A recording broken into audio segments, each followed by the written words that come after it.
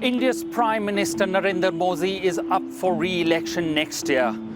What have recent state elections told us about his chances of another term? Modi and his Bharatiya Janata Party have dominated India's political landscape since 2014. But recently, they've been cleaning up at the state level too. And here's why. You can't look at Modi's popularity without taking into account his appeal to the Hindu majority. Modi's brand of Hindu nationalism has been a key attraction for voters in a country where Hinduism is by far the largest religion.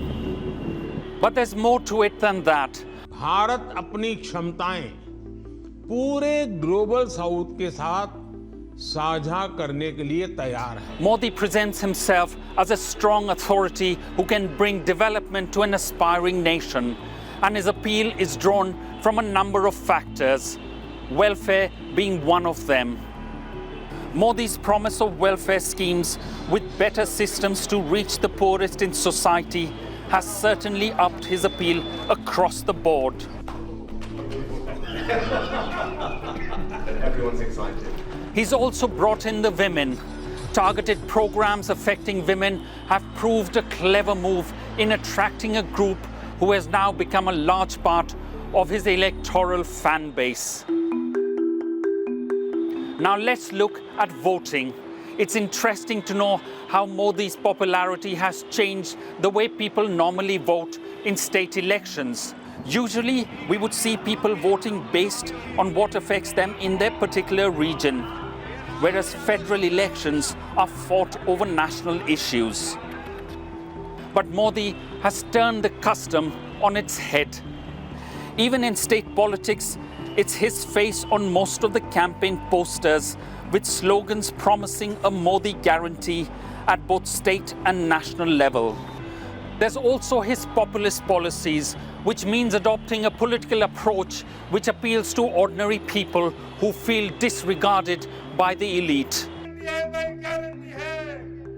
Modi has dangled tantalizing schemes like providing monthly free grain to 800 million people for the next 5 years. Promises like this certainly help win elections, but they can become a burden on the state in the long run. So where's Modi's opposition? For a healthy democracy, you need an opposition. And in India, that seems to be lacking. Opposition here largely comes from state governments who are restricted to their geographical borders.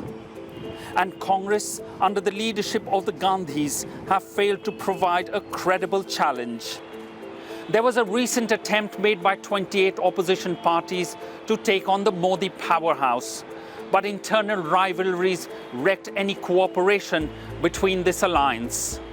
India will face a general election in 2024, and state election results are seen as a good indication of what might happen.